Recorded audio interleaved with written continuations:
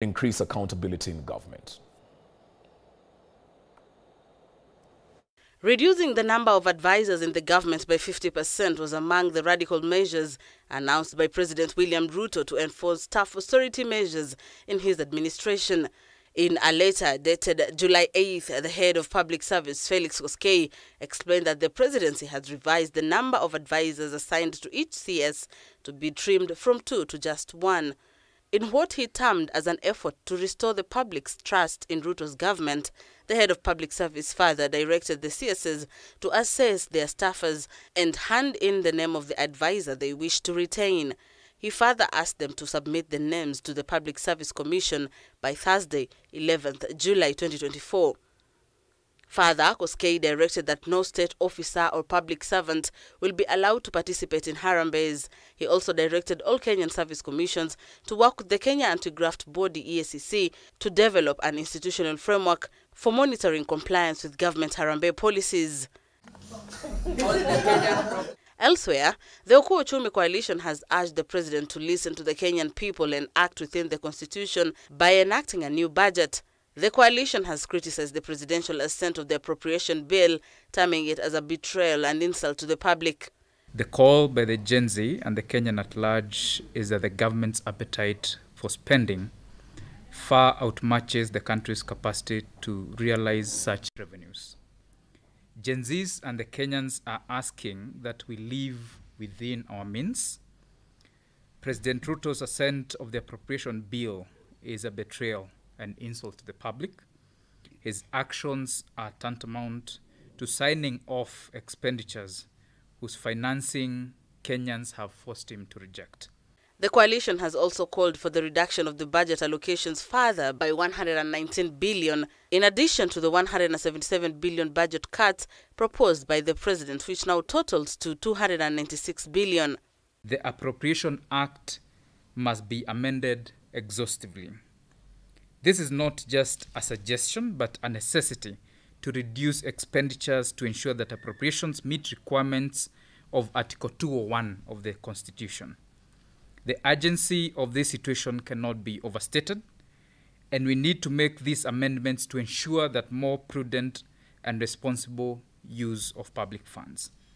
The coalition also urged the president to strike off all unconstitutional expenditures, including NGCDF and GAAF, payments of advisors in place of established institutions, and payments of chief administrative secretaries and officers of spouses of constitutional office holders as the country awaits a new Appropriation Act for the year 2024-2025.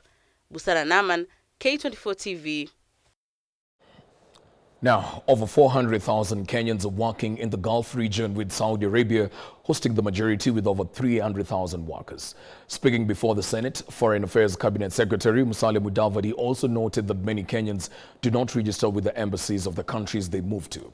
This has led to challenges in obtaining accurate data and delays in responding to emergencies and distress calls.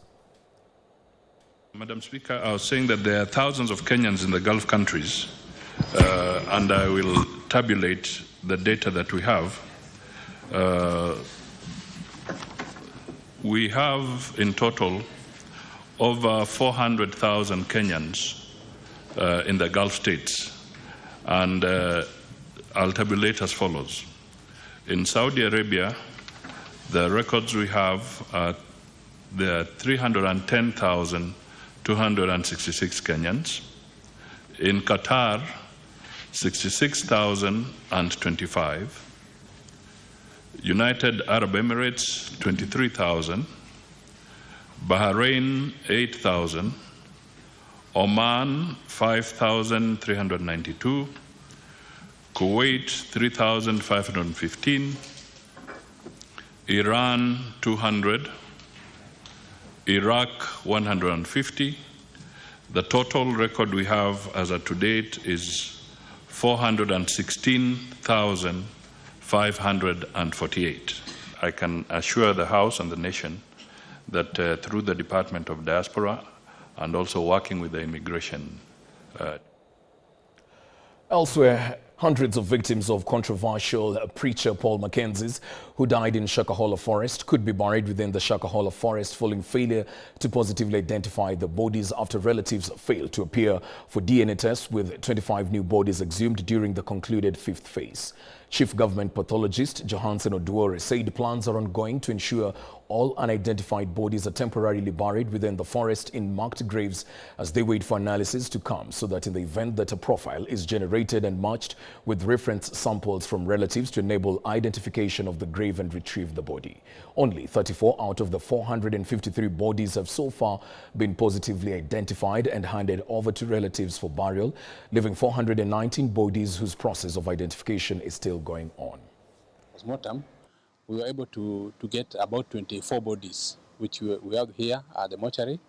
Today we did a total of 6.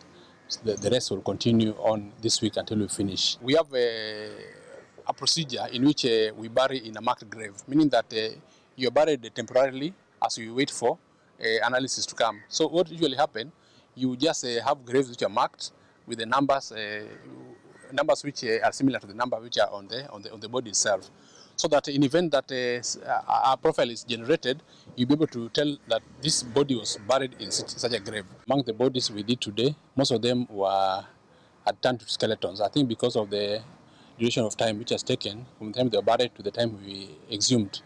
So they were skeletonized. So when a body is skeletonized, it's very, very difficult to know the cause of death, because we don't see things you see is skeletons. So we didn't see.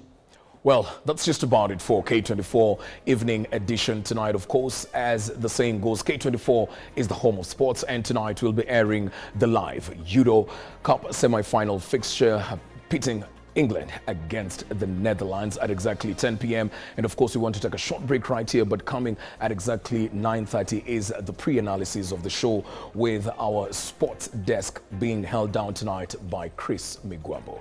I'm Alan Owino. Our sign language interpreter for this session has been Evelyn Wangoi. Do have yourselves a lovely one.